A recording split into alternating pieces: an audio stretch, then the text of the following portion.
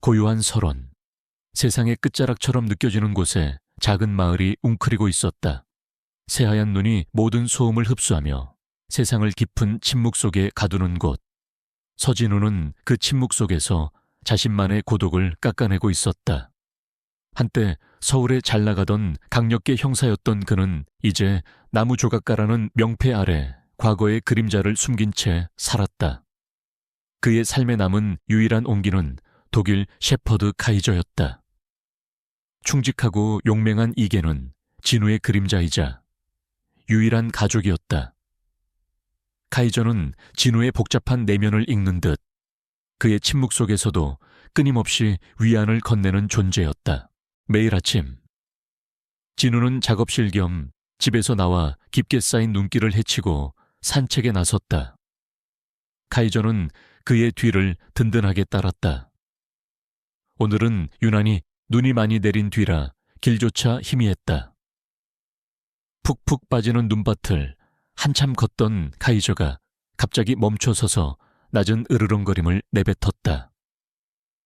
진우는 카이저의 행동에 의아함을 느꼈다. 카이저는 단순히 낯선 기척에 반응하는 개가 아니었다.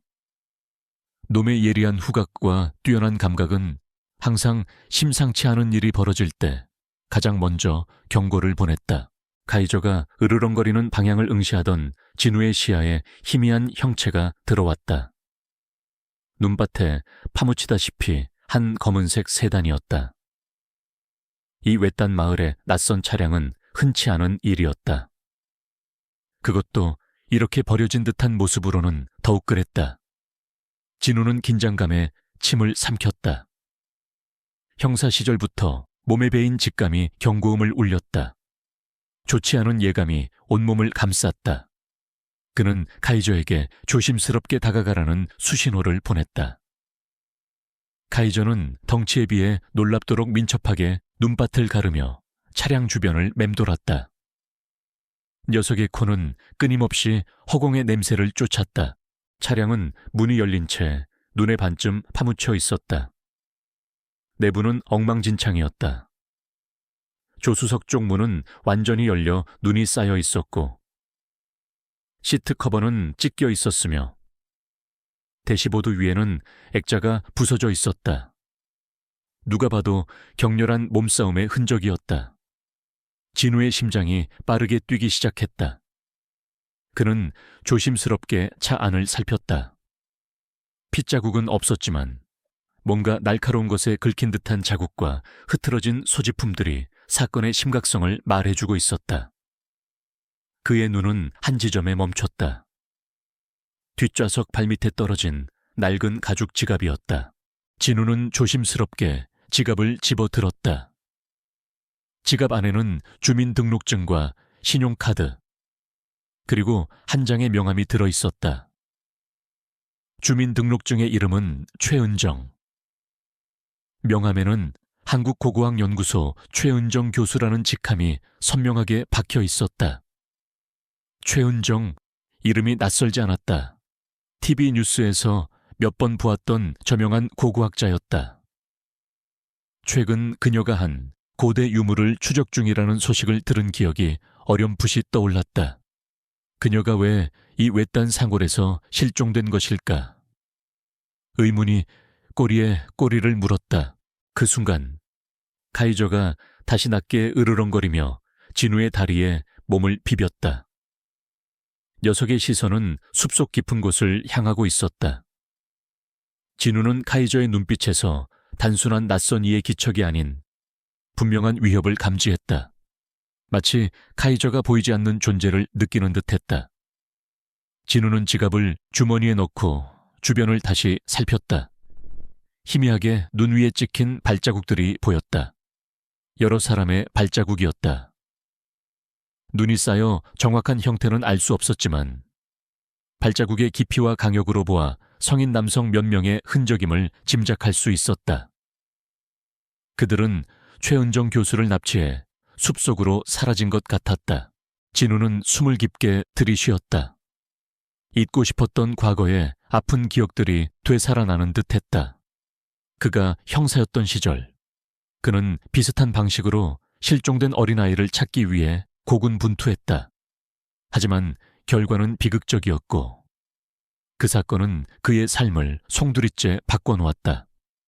그에게 씌워진 누명과 사랑하는 가족을 잃었던 비극은 그를 도시로부터 멀리 떨어진 이 고요한 서론으로 밀어냈다. 그는 다시는 그런 일에 엮이고 싶지 않았다. 하지만 카이저의 불안한 눈빛과 최은정 교수의 실종은 그를 외면할 수 없게 만들었다. 그의 내면 깊은 곳에서 정의를 향한 그리고 과거의 아픔을 보상받으려는 듯한 끓여오르는 열망이 꿈틀거렸다. 진우는 차 트렁크를 조심스럽게 열었다. 트렁크 안에는 각종 고고학 도구들과 함께 단단히 밀봉된 상자가 놓여 있었다. 상자 안에는 놀랍게도 여러 장의 고고학 관련 자료들과 함께 고대 문자, 비문 사진, 그리고 오래된 지도 한 장이 들어있었다. 지도는 이 지역 깊은 산속의 특정 지점을 표시하고 있었다. 진우는 직감했다. 최은정 교수는 단순히 납치된 것이 아니었다. 그녀는 이 유물과 관련된 중요한 비밀을 알고 있었고 그 비밀 때문에 위험에 처한 것이 분명했다. 이 모든 것이 자신의 과거와 무관하지 않을 것이라는 불길한 예감이 스쳤다. 진우는 상자를 닫고 트렁크를 내렸다. 주머니 속 최은정 교수의 지갑이 묵직하게 느껴졌다. 그는 경찰에 신고할까 잠시 망설였다. 하지만 과거의 경험이 그를 주저하게 만들었다. 경찰은 종종 눈앞의 증거만을 믿고 복잡하게 얽힌 진실을 외면하곤 했다. 그는 직접 움직여야 했다. 그가 가진 유일한 무기는 날카로운 직감과 과거의 경험, 그리고 어떤 상황에서도 그를 믿고 따르는 카이저뿐이었다. 그는 카이저의 머리를 쓰다듬었다. 카이저는 진우의 손길에 부드럽게 몸을 기댔지만 여전히 숲을 향한 경계를 늦추지 않았다. 마치 숲이 자신들을 주시하고 있다는 듯이 진우는 다시 한번 숲을 응시했다. 무겁게 드리워진 나무들 사이로 그림자가 춤추는 듯했다. 고요한 설원이 이제는 거대한 함정처럼 느껴졌다. 최은정 교수의 흔적을 따라 이 숲속으로 들어가는 것은 미지의 위험으로 뛰어드는 행위였다. 하지만 그는 외면할 수 없었다. 그의 과거가, 그리고 카이저의 굳건한 눈빛이 그를 이끌었다. 그는 잃어버린 자신의 일부를 되찾기 위해서라도 이 실종 사건의 진실을 파헤쳐야만 했다. 마치 오래된 퍼즐 조각이 제자리를 찾는 것처럼 이 사건은 그에게 잊고 싶었던 과거의 조각들을 맞춰나갈 기회가 될지도 모른다고 생각했다. 진우는 카이저와 함께 차에서 멀어졌다. 그는 곧장 마을로 돌아가지 않았다. 그는 차 안에서 발견한 지도에 표시된 지점을 향해 걸음을 옮겼다. 눈은 여전히 쉴 새 없이 내리고 있었다. 그의 발자국은 빠르게 눈에 덮였다. 하지만 카이저는 냄새를 맡으며 앞장섰다. 녀석의 후각은 어떤 폭설 속에서도 길을 잃지 않는 나침반과 같았다. 숲은 더욱 깊어지고 나무들은 하늘을 가렸다. 태양은 이미 구름 뒤로 숨어버린 지 오래였다. 어둠이 서서히 깔리기 시작했다. 고요하고 아름다운 설원이 어느새 음산한 기운을 내뿜는 미지의 영역으로 변해 있었다. 진우는 주머니 속 최은정 교수의 지갑을 다시 한번 움켜쥐었다. 그의 심장은 격렬하게 요동쳤다. 이것은 단순한 실종 사건이 아니었다. 얼어붙은 나뭇가지들이 바람에 흔들리며 으스스한 소리를 냈다. 마치 숲이 그에게 경고하는 듯했다. 진우는 주위를 둘러보며 경계심을 늦추지 않았다. 그는 형사 시절의 본능을 다시금 일깨웠다. 위험이 도사리고 있음을 그는 분명히 느꼈다. 숲속에서 희미한 인기척이 느껴지는 듯했다. 그는 카이저에게 눈빛으로 신호를 보냈다. 카이저는 즉시 낮은 자세를 취하며 으르렁거렸다. 분명 누군가 자신들을 지켜보고 있었다. 그것은 우연이 아니었다. 최은정 교수의 실종은 계획적이고 은밀하게 이루어진 납치임이 분명했다. 그리고 그들은 자신들이 이 사건에 발을 들였다는 사실을 이미 눈치채고 있을지도 몰랐다. 진우는 카이저와 함께 조심스럽게 발걸음을 옮겼다. 숲은 미로처럼 얽혀 있었고 어둠은 점점 더 짙어졌다. 그는 더 이상 과거의 그가 아니었다. 잃을 것이 없다는 절박함과 동시에 카이저를 지켜야 한다는 책임감이 그를 더욱 강하게 만들었다. 그는 억울하게 죽어간 가족의 그림자로부터 도망치지 않을 것이었다. 최은정 교수의 실종은 그에게 잊고 싶었던 정의감과 다시 마주할 기회를 주었다. 그리고 어쩌면 이 사건의 끝에서 그토록 갈망하던 평화와 구원을 찾을 수도 있을 것이라 막연히 예감했다. 그는 어둠 속에서 빛을 찾으려 애썼다. 낡은 지도에 희미한 선들을 따라 걷는 그의 발걸음은 굳건했다. 차가운 겨울 공기가 그의 폐부를 파고들었지만 그의 의지는 더욱 단단해졌다. 카이저의 털에서 느껴지는 온기만이 그에게 유일한 위안이었다. 그는 이 숲속에서 무엇을 마주하게 될지 알 수 없었다. 하지만 그는 더 이상 도망치지 않을 것이었다. 그의 손에 들린 최은정 교수의 지갑은 마치 그에게 부여된 새로운 임무의 상징처럼 느껴졌다. 어둠이 짙어질수록 그의 의지는 더욱 선명해졌다. 밤은 깊고 숲은 침묵에 잠겨 있었다. 진우는 지도에 표시된 지점을 향해 묵묵히 걸었다. 발밑의 눈은 그의 움직임에 맞춰 사각거리는 소리를 냈다. 카이저는 으스스한 어둠 속에서도 굳건히 진우의 앞을 지켰다. 녀석의 예리한 눈빛은 주변의 모든 움직임을 주시하고 있었다. 얼마나 걸었을까? 진우의 눈에 낡고 허물어진 오두막이 들어왔다. 지도의 표시와 일치하는 듯했다. 오두막은 마치 숲의 일부처럼 눈에 파묻혀 있었고 창문은 깨져 있었다. 오랜 시간 버려진 듯한 흔적이 역력했다. 오두막에 다가가자 카이저가 다시 낮은 으르렁거림을 내뱉었다. 녀석의 털이 곤두서는 것을 본 진우는 긴장했다. 안에 누군가 있는 것인가? 아니면 카이저가 감지하는 것은 눈에 보이지 않는 다른 위협인가? 진우는 조심스럽게 오두막 문을 열었다.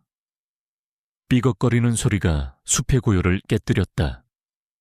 내부는 차갑고 습했다. 먼지와 거미줄이 가득했고 오래된 나무 냄새가 코를 찔렀다. 진우는 휴대폰에 손전등을 켜 주위를 비췄다. 낡은 가구들이 아무렇게나 놓여 있었고 벽에는 오래된 그림들이 걸려 있었다. 그 그림들 중 하나가 그의 눈길을 사로잡았다. 그것은 이 지역의 고대 유적을 묘사한 듯한 그림이었다. 그림 속에는 낯선 문자와 기호들이 새겨진 거대한 석상들이 그려져 있었다. 진우는 최은정 교수가 찾던 유물과 관련이 있을 것이라고 직감했다. 그는 그림 주변을 자세히 살폈다. 그리고 마침내 벽 한쪽에 희미하게 새겨진 글자를 발견했다. 그것은 고대 문자였다. 최은정 교수의 지갑에서 발견한 고고학 자료들과 동일한 문자들이었다. 진우는 손가락으로 글자를 조심스럽게 더듬었다. 그리고 그 글자들 사이에서 이상한 기호를 발견했다. 그것은 일종의 암호 같았다. 그 순간 오두막 밖에서 희미한 발소리가 들렸다.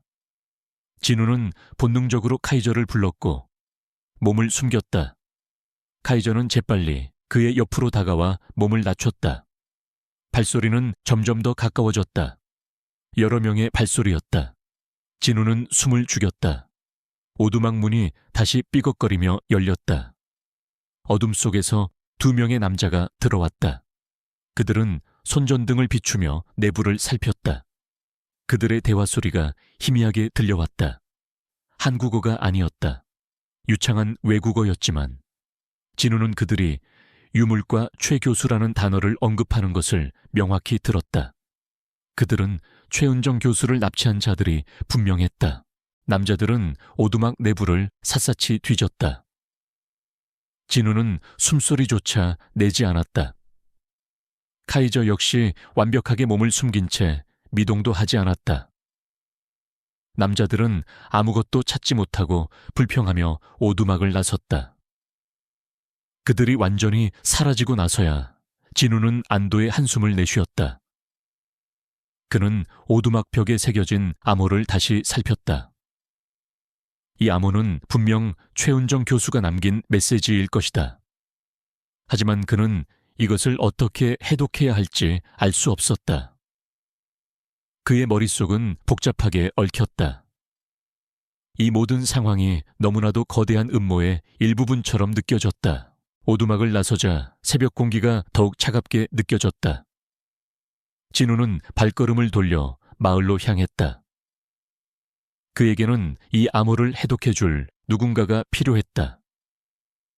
그의 기억 속에는 어렴풋이 한 인물이 떠올랐다. 과거에 그가 수사했던 사건에서 고고학적 지식을 빌려 도움을 주었던 대학 교수였다. 하지만 그는 이제 모든 연락을 끊고 홀로 살아가고 있었다. 그때 진우의 시야에 희미한 불빛이 들어왔다. 마을 외곽에 새로 생긴 건물이었다. 간판에는 강밀의 동물병원이라고 쓰여 있었다. 문득 카이저가 며칠 전부터 발을 살짝 저는 것을 떠올렸다. 오랫동안 녀석의 다리에 신경 써주지 못했던 것이 미안했다. 진우는 동물병원을 향해 발걸음을 옮겼다. 어쩌면 이곳에서 어떤 실마리를 얻을 수도 있을 것이라는 막연한 기대감도 있었다. 병원 문을 열고 들어서자 벨소리가 울리고 젊은 여인이 미소를 지으며 그를 맞았다. 어서 오세요. 강미래입니다. 그녀는 친절해 보였지만 진우는 그녀의 눈빛에서 강인한 의지를 읽었다. 그녀는 이 마을의 새로운 수의사 강미래였다. 진우는 카이저의 다리 상태를 설명했다. 강미래는 능숙하게 카이저의 다리를 살폈다. 그녀의 손길은 부드러웠고 카이저는 그녀에게 쉽게 경계를 풀었다. 카이저가 낯선 이에게 이렇게 순종적인 것은 드문 일이었다. 진우는 그녀에게서 묘한 친근감을 느꼈다. 진료를 마친 강미래는 카이저의 다리에 간단한 처치를 해주며 진우에게 말했다. 심한 건 아니에요. 며칠 쉬면 괜찮아질 겁니다. 그런데 이 친구 보통 개가 아닌데요. 눈빛이 아주 영특해요. 그녀의 칭찬에 진우는 희미하게 미소 지었다. 이 녀석은 제 가족이나 다름없습니다. 진우의 말에 강미래는 고개를 끄덕였다. 알 것 같아요. 동물과 인간의 유대는 가끔 상상 이상이니까요. 그녀의 말에서 동물을 진심으로 사랑하는 마음이 느껴졌다. 진료비 계산을 하려던 진우는 문득 오두막에서 발견한 고대 문자 암호가 적힌 사진을 떠올렸다. 혹시나 하는 마음에 그는 강미래에게 조심스럽게 물었다. 혹시 고고학이나 고대 문자에 대해 아시는 분이 이 마을에 있을까요? 강미래는 잠시 생각하더니 눈을 빛냈다. 정확히 고고학은 아니지만 제 은사님 중에 고대 언어에 조예가 깊으신 분이 계세요. 은퇴하시고 이 근처 산속에서 조용히 지내신다고 들었어요. 혹시 도움이 되실까 해서요. 그녀의 말에 진우의 심장이 다시 한번 뛰었다. 이것은 단순한 우연이 아니었다. 마치 운명처럼 실마리가 풀리는 듯한 느낌이었다. 그는 강미래에게 그 은사님의 연락처를 부탁했다. 강미래는 흔쾌히 자신의 휴대폰을 건네며 은사님의 번호를 직접 찍어주었다. 진우는 감사 인사를 전하고 병원을 나섰다. 카이저는 그의 옆에서 꼬리를 흔들었다. 밤은 여전히 차가웠지만 진우의 마음속에는 희미한 희망의 불씨가 피어올랐다. 그는 최은정 교수의 지갑과 오두막에서 발견한 암호 사진을 다시 확인했다. 모든 것이 연결되는 퍼즐 조각처럼 보였다. 그날 밤 진우는 잠 못 이루고 오두막에서 발견한 고대 문자의 암호를 여러 번 들여다봤다. 그것은 마치 최은정 교수가 그에게 남긴 절박한 외침처럼 느껴졌다. 그는 자신의 과거가, 그리고 억울하게 세상을 떠난 가족들의 한이 이 사건과 묘하게 얽혀 있음을 직감했다. 다음 날 아침 진우는 강미래가 알려준 은사님의 집을 찾아 나섰다. 은사님의 집은 더욱 깊은 산속의 외딴 곳에 위치해 있었다. 눈길을 헤치고 한참을 걸어서야 비로소 작은 한옥이 그의 눈앞에 나타났다. 고즈넉하고 평화로운 분위기였다. 진우는 조심스럽게 대문 앞에 섰다. 그때 집 안에서 낯선 목소리가 들려왔다. 남자들의 목소리였다. 그들은 다급하게 무엇인가를 찾고 있는 듯했다. 진우는 본능적으로 몸을 숨겼다. 그리고 곧이어 그들이 찾는 것이 고대 문자 해독에 필요한 자료라는 것을 알게 되었다. 그들은 최은정 교수를 납치한 그 조직원들이 분명했다. 그들은 은사님의 집을 샅샅이 뒤지고 있었다. 물건들이 깨지고 부서지는 소리가 진우의 귀에 똑똑히 들려왔다. 진우는 순간적으로 망설였다. 뛰어들어가 그들을 막아야 할까? 하지만 상대는 수가 많았고 그는 혼자였다. 그때 카이저가 진우의 옆에서 낮은 으르렁거림을 내뱉었다. 카이저의 눈빛은 단호했다. 마치 우리는 혼자가 아니다라고 말하는 듯했다. 진우는 카이저의 눈을 보며 결심했다. 그는 더 이상 도망치지 않을 것이다. 그는 이 사건의 진실을 반드시 밝혀내고 최은정 교수를 구해야만 했다. 그것이 그의 잃어버린 정의감을 되찾는 길이자 과거의 아픔을 치유하는 유일한 방법일지도 몰랐다. 진우는 조심스럽게 집 안으로 진입할 방법을 찾았다. 그는 집 뒤편에 낡은 창문이 열려 있는 것을 발견했다. 그는 카이저에게 신호를 보냈다. 카이저는 재빨리 창문으로 뛰어들었다. 진우 역시 카이저를 따라 조심스럽게 집 안으로 들어섰다. 집 안은 난장판이 되어 있었다. 책들이 찢겨져 있었고 가구들은 뒤집혀 있었다. 남자들은 아직 집 안에 있었다.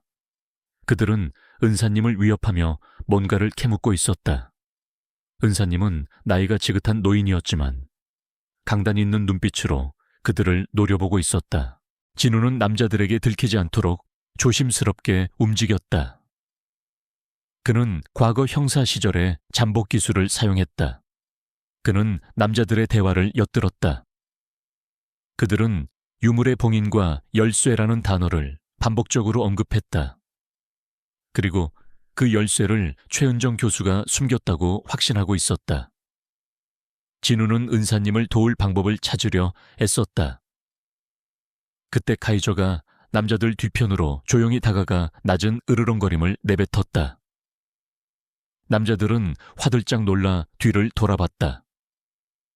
카이저는 맹렬히 짖으며 그들을 공격할 기세로 달려들었다. 남자들은 당황하여 뒷걸음질 쳤다. 진우는 이 기회를 놓치지 않았다. 그는 재빨리 뛰쳐나와 은사님을 보호하고 남자들에게 맞섰다. 그는 과거의 실력을 발휘해 순식간에 남자 2명을 제압했다. 남자들은 진우의 예상치 못한 방역에 당황했다. 그들은 자신들의 수가 적다고 판단했는지 결국 도망치듯 집 밖으로 달아났다. 진우는 그들을 쫓지 않았다. 그의 우선순위는 은사님의 안전이었다. 은사님은 진우를 보며 놀라움과 감사함이 뒤섞인 표정을 지었다. 진우는 자신을 소개하고 최은정 교수의 실종과 관련된 이야기를 간략하게 설명했다. 그리고 오두막에서 발견한 고대 문자 암호 사진을 내밀었다. 은사님은 사진을 자세히 살폈다. 그의 눈빛이 진지해졌다. 이것은 고대 가이아 부족의 문자군요. 이 암호는 단순한 글자가 아닙니다. 마치 퍼즐처럼 배열되어 있어요. 최 교수가 아주 위험한 진실을 알아냈다는 뜻이군. 은사님의 말에 진우의 심장은 더욱 격렬하게 뛰었다. 그는 최은정 교수가 생존해 있을 가능성이 높다는 희망을 품게 되었다. 은사님은 암호 해독에 필요한 자료들이 자신의 연구실에 있다고 설명했다. 다행히 남자들은 중요한 자료는 찾지 못하고 달아난 듯했다. 진우는 은사님에게 자신의 정체와 과거의 비극에 대해서도 솔직하게 털어놓았다. 은사님은 진우의 이야기에 깊은 연민을 느꼈다. 그는 진우의 손을 잡으며 말했다. 자네는 옳은 길을 가고 있네. 나는 자네를 도울 걸세. 진실은 반드시 밝혀져야 하니까. 진우는 은사님의 따뜻한 말에 눈시울이 붉어지는 것을 느꼈다. 오랫동안 느껴보지 못했던 지지와 이해였다. 그는 카이저를 쓰다듬었다. 카이저는 진우의 옆에 앉아 꼬리를 흔들었다. 이제 그는 혼자가 아니었다. 강미래와 은사님, 그리고 그의 가장 든든한 동반자 카이저가 있었다. 그들은 함께 이 미스터리를 풀고 최은정 교수를 구하며 김민준이라는 어둠의 존재와 맞서 싸울 준비를 하고 있었다. 어둠은 아직 깊었지만 그들의 결의는 더욱 단단해졌다. 은사님 댁을 나선 진우의 발걸음은 한결 가벼웠다. 카이저와 함께 그는 다시 마을로 향했다. 어둠이 걷히고 새벽빛이 설원에 들이우기 시작했다. 카이저의 다리는 아직 완벽하지 않았지만 녀석은 진우의 옆을 묵묵히 지켰다. 진우는 은사님이 건네준 고대 문자 해독 자료들을 품에 안고 있었다. 이제 최은정 교수가 남긴 암호를 풀 실마리가 생겼다는 생각에 그의 심장은 다시금 뜨겁게 뛰었다. 마을로 돌아온 진우는 강미래의 동물병원으로 향했다. 카이저의 다리 상태를 다시 한번 확인하고 싶었고 어젯밤 있었던 일들을 그녀에게 설명해야 할 필요성도 느꼈기 때문이었다. 동물병원 문을 열고 들어서자 강미래는 막 아침 진료를 시작하려던 참이었다. 진우와 카이저를 본 그녀는 반갑게 맞아주었다. 진우는 카이저의 다리 상태를 확인시킨 후 어젯밤 은사님 댁에서 벌어졌던 일과 고대 문자 암호에 대해 자세히 설명했다. 강미래는 진우의 이야기에 놀라움을 금치 못했다. 특히 카이저가 침입자들을 막아선 이야기에 그녀의 눈빛은 더욱 반짝였다. 카이저가 정말 대단하네요. 보통 걔는 그렇게 용감하게 행동하기 어려운데 그녀는 감탄하며 카이저의 머리를 쓰다듬었다. 진우는 미소 지으며 카이저를 바라봤다. 카이저의 충성심은 항상 그의 가장 큰 위안이자 힘이었다. 진우는 은사님이 해독해준 고대 문자의 의미를 강미래에게 설명했다. 이 문자는 최은정 교수가 남긴 메시지입니다. 그녀가 찾던 유물은 단순한 고고학적 가치를 넘어 어떤 거대한 비밀을 품고 있다고 합니다. 그리고 그 비밀 때문에 그녀가 납치된 거고요. 진우의 말에 강미래의 표정은 심각해졌다. 그럼 교수님은 지금 어디에 계신 거죠? 그리고 그들이 찾는 비밀이 정확히 뭔데요? 그녀는 날카로운 질문을 던졌다. 은사님 말씀으로는 유물이 어떤 봉인과 관련이 있고 최 교수가 그 봉인을 풀 열쇠를 가지고 있다고 합니다. 진우는 설명했다. 그들은 단순히 유물을 훔치려는 것이 아니라 유물에 얽힌 비밀을 이용하려 하는 것 같습니다. 그리고 그들의 목적은 어쩌면 제 과거와도 관련이 있을지도 모른다는 생각이 듭니다. 진우는 김민준이라는 이름을 꺼냈다. 김민준. 그가 이 모든 것의 배후에 있을 가능성이 높습니다. 그는 과거 저에게 누명을 씌우고 제 가족을 파멸로 이끈 장본인입니다. 진우의 얼굴에는 깊은 그림자가 드리웠다. 그의 목소리에는 과거의 아픔과 김민준에 대한 증오가 섞여 있었다. 강미래는 진우의 아픈 과거 이야기에 깊은 연민을 느꼈다. 그녀는 진우의 어깨에 손을 얹으며 위로했다. 정말 끔찍한 일을 겪으셨군요. 하지만 이제 혼자가 아니에요. 제가 도울 수 있는 건 뭐든지 돕겠습니다. 그녀의 진심 어린 위로에 진우의 마음은 조금이나마 위안을 얻었다. 그는 카이저의 부드러운 털을 쓰다듬으며 마음을 다잡았다. 진우는 해독된 암호를 통해 최은정 교수가 남긴 추가 단서들을 강미래와 공유했다. 암호 속에는 특정한 좌표와 함께 오래된 연구소 이름이 언급되어 있었다. 그 연구소는 한때 이 지역에서 고대 유적 발굴을 진행했던 곳이었지만 지금은 폐쇄된 지 오래된 곳이었다. 진우는 그 연구소가 최은정 교수를 납치한 자들의 거점일 가능성이 높다고 추측했다. 그럼 그곳으로 가봐야겠군요. 강미래가 결의의 참목소리로 말했다. 진우는 그녀를 만류하려 했다. 위험합니다. 저 혼자 가는 게... 하지만 강미래는 고개를 저었다. 아니요, 저도 가겠습니다. 제가 수의사이긴 하지만 의학 지식도 있고 이곳 지리도 어느 정도 압니다. 그리고 무엇보다 전 선생님을 믿어요. 카이저도 저를 믿는 것 같고요. 그녀는 카이저의 코를 살짝 건드렸다. 카이저는 강미래의 손에 자신의 머리를 비비며 꼬리를 흔들었다. 결국 진우는 강미래의 제안을 받아들였다. 그는 강미래에게 혹시 모를 상황에 대비해 간단한 호신 용품과 응급처치 도구를 챙겨달라고 부탁했다. 강미래는 능숙하게 필요한 물품들을 챙겼다. 그들의 목표는 폐쇄된 연구소였다. 그곳은 숲속 깊은 곳에 자리 잡고 있어 접근하기 쉽지 않았다. 눈은 여전히 간헐적으로 내리고 있었지만 그들의 결의를 꺾을 수는 없었다. 진우는 출발 전 며칠 동안 카이저의 다리 부상을 염려하고 있었다. 그는 혹시 카이저가 자신 때문에 더 큰 위험에 처할까봐 불안했다. 그러나 카이저는 진우의 이런 걱정을 아는지 모르는지 가장 먼저 진우의 옆에 다가와 섰다. 녀석의 눈빛은 나는 당신과 함께할 것이다라고 말하는 듯했다. 진우는 카이저의 굳건한 눈빛을 보고 안심했다.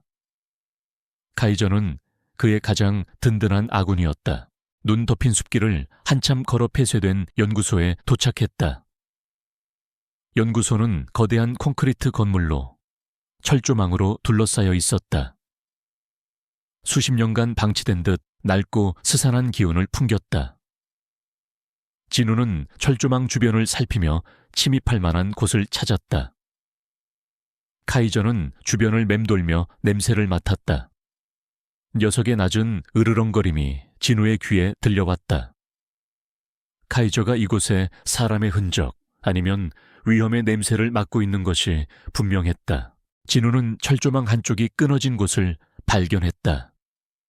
그곳을 통해 연구소 안으로 침입했다. 내부는 더욱 으스스했다. 복대는 깨진 유리 파편들과 폐기물들이 널려 있었고 어둠이 짙게 깔려 있었다. 강미래는 휴대폰에 손전등을 켜 주위를 밝혔다. 그들의 발소리가 텅 빈 복도를 울렸다. 진우는 형사 시절의 경험을 살려 조심스럽게 건물을 수색했다. 그는 각 방을 확인하며 최은정 교수의 흔적을 찾았다. 한참을 수색하던 중 그들은 지하로 이어지는 계단을 발견했다. 계단은 어둠 속에 잠겨 있었고 퀴퀴한 냄새가 올라왔다. 진우는 카이저를 보며 눈빛을 주고받았다. 카이저는 망설임 없이 계단 아래로 내려가려 했다. 진우는 손전등으로 계단 아래를 비췄다. 좁고 긴 복도가 이어졌다. 그들의 발소리가 복도에 메아리 쳤다. 그들은 지하 깊숙이 들어섰다. 지하 복도 끝에 철문이 있었다. 철문은 굳게 닫혀 있었고 녹슨 자물쇠가 걸려 있었다. 진우는 문에 귀를 대고 소리를 들었다. 희미한 인기척이 느껴지는 듯했다. 진우는 가방에서 미리 준비해온 도구를 꺼내 자물쇠를 부수기 시작했다. 강미래는 주변을 경계하며 진우를 도왔다. 카이저는 철문 앞에서 낮은 으르렁거림을 멈추지 않았다. 녀석의 불안한 으르렁거림은 문 안에서 느껴지는 위협이 상당하다는 것을 암시했다. 자물쇠가 부서지는 소리가 지하 복도를 울렸다. 철문이 삐걱거리며 열렸다. 문 안쪽은 어둡고 습한 공간이었다. 썩은 냄새와 함께 피 비린내가 희미하게 풍겨왔다. 진우는 문 안으로 손전등을 비췄다. 그의 눈에 들어온 것은 끔찍한 광경이었다. 넓은 공간에는 고문 도구들이 널려 있었고 벽에는 피 묻은 자국이 선명했다. 그리고 한쪽 구석에 묶여있는 희미한 형체가 보였다. 최은정 교수님, 강미래가 놀라서 소리쳤다. 진우는 재빨리 다가가 묶여있는 여인을 확인했다. 그녀는 최은정 교수였다. 그녀는 의식을 잃은 채 심하게 구타당한 흔적이 역력했다. 얼굴은 피투성이었고 옷은 갈기갈기 찢겨 있었다. 그녀의 옆에는 낡은 배낭이 놓여 있었는데 배낭 안에는 고대 문자가 새겨진 돌조각 하나가 들어 있었다. 그것이 바로 그들이 찾던 유물인 듯했다. 진우는 즉시 최 교수를 묶고 있던 밧줄을 풀었다. 강미래는 그녀의 상태를 확인했다. 다행히 숨은 붙어 있어요. 하지만 심한 부상입니다. 빨리 치료해야 해요. 강미래는 응급처치 도구를 꺼내 초의 교수의 상처를 지혈하고 응급처치를 시작했다. 진우는 주변을 살폈다. 이곳은 그들이 최은정 교수를 고문하며 비밀을 캐내려 했던 장소임이 분명했다. 그리고 그는 직감했다. 김민준이 이곳에 있을지도 모른다고. 그때 철문 밖에서 발소리가 들려왔다. 여러 명의 발소리였다. 누구냐 날카로운 목소리가 복도를 울렸다. 진우는 강미래에게 최 교수를 데리고 숨으라고 지시했다. 그는 카이저와 함께 문 앞에 섰다. 어둠 속에서 거대한 그림자들이 다가왔다. 그들 중 한 명이 손전등을 비추자 진우의 얼굴이 환하게 드러났다. 그 빛 속에서 그의 눈에 비친 인물은 바로 김민준이었다. 김민준은 차가운 미소를 지으며 진우를 응시했다. 서진우, 네가 여기까지 올 줄이야. 아직도 쓸데없는 정의감에 사로잡혀 있군. 널 끝장낼 기회를 놓친 게 후회되는군.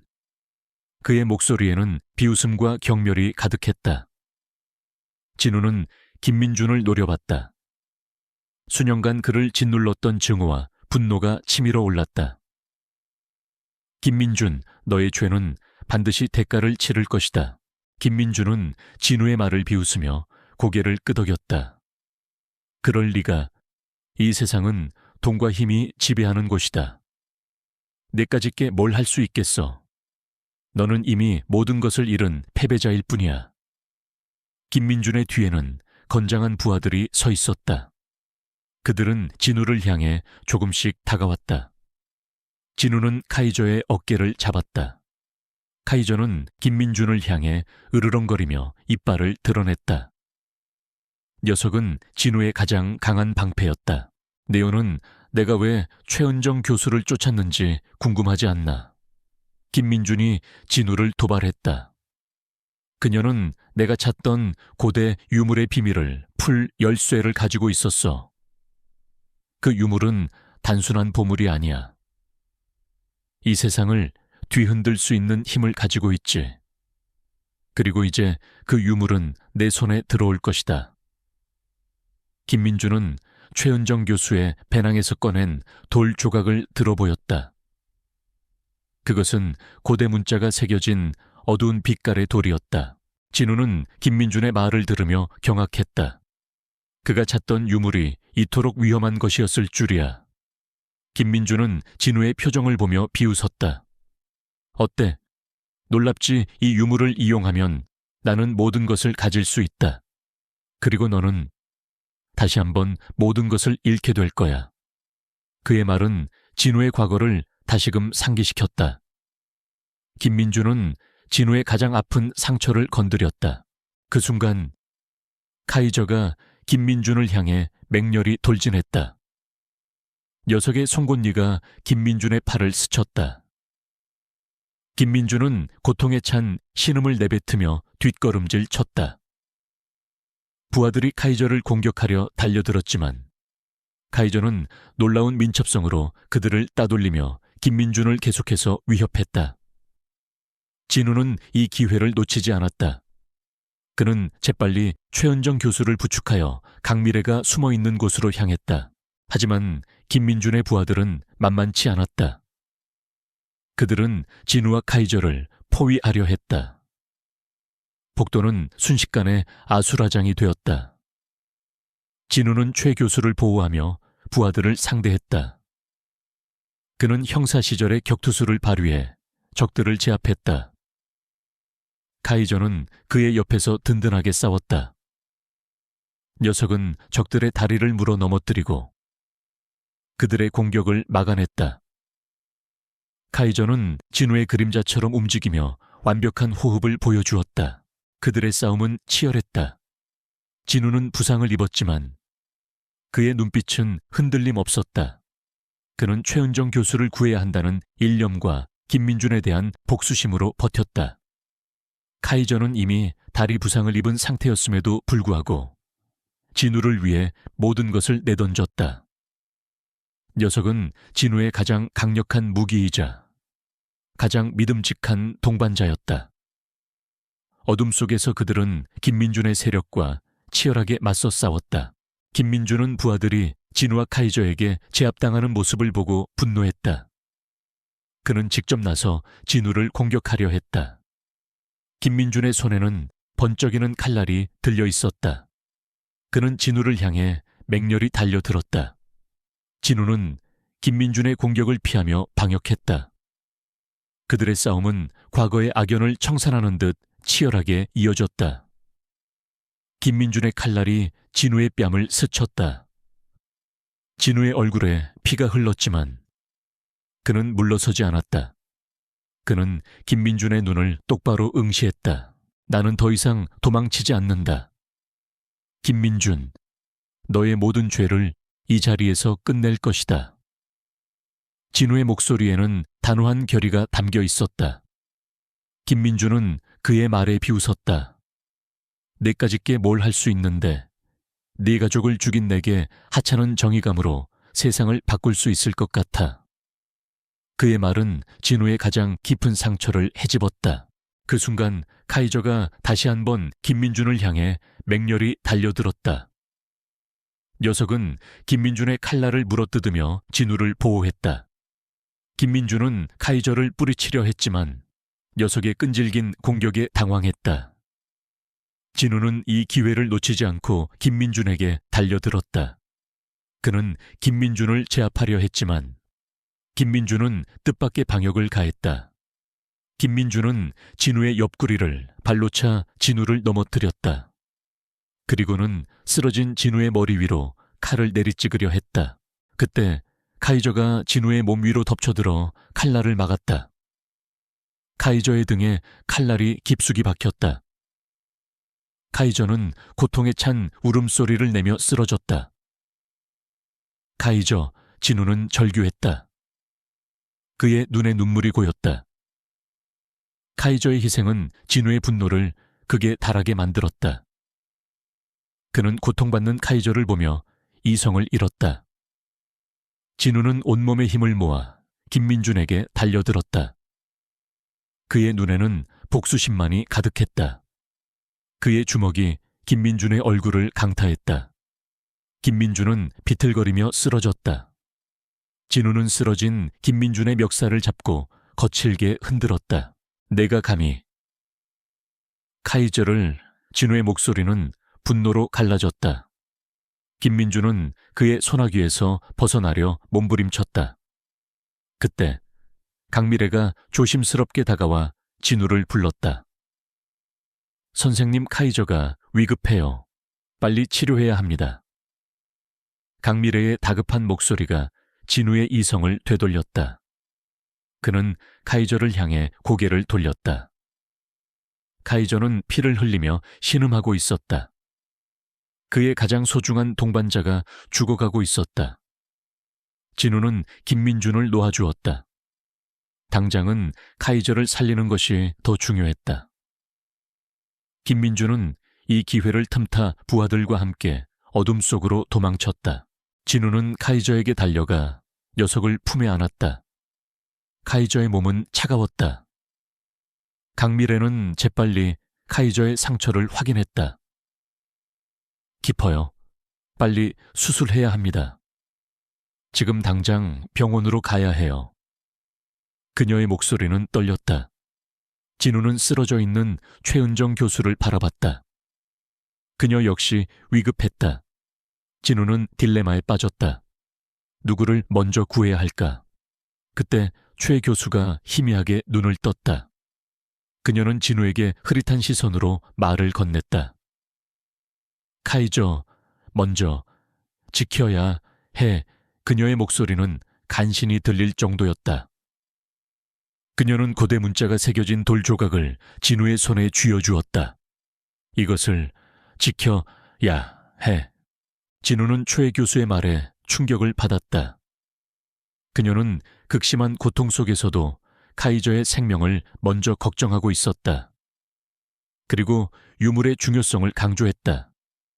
진우는 강미래와 함께 카이저를 부축했다. 최 교수는 의식을 잃었지만 그녀의 말은 진우의 마음에 깊이 새겨졌다. 그는 카이저를 살려야 했다. 그리고 이 유물을 지켜야 했다. 그것이 최 교수의 희생을 헛되이 하지 않는 길이자 김민준의 악행을 막는 유일한 방법이었다. 그들은 캄캄한 밤을 헤치고 연구소를 빠져나왔다. 눈은 여전히 내리고 있었다. 진우는 카이저를 안고 필사적으로 달렸다. 강미래는 뒤에서 최 교수를 부축하며 뒤따랐다. 그들의 앞날은 여전히 불확실했지만 그들은 포기하지 않았다. 카이저의 피 묻은 털이 진우의 손에 닿았다. 그것은 단순한 피가 아니었다.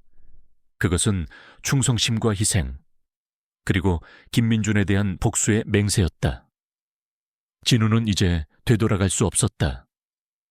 그는 이 싸움에서 반드시 승리해야만 했다. 카이저의 생명을 위해서라도, 그리고 억울하게 죽어간 가족들의 한을 풀기 위해서라도. 그의 눈빛은 어느 때보다 강렬하게 타올랐다. 진우는 피투성이가 된 카이저를 품에 안고 서론을 필사적으로 가로질렀다. 그의 심장은 고통과 절망으로 울부짖었다. 차가운 눈발이 그의 얼굴에 부딪혔지만 그는 아무것도 느낄 수 없었다. 오직 카이저의 희미한 숨결만이 그의 모든 신경을 지배했다. 강미래는 뒤에서 의식을 잃은 최은정 교수를 부축하며 진우를 뒤따랐다. 그녀의 얼굴에도 불안과 걱정이 역력했지만 그녀는 이를 악물고 발걸음을 재촉했다. 동물병원에 도착하자 강미래는 지체 없이 카이저를 수술실로 옮겼다. 그녀의 손놀림은 정확하고 빨랐다.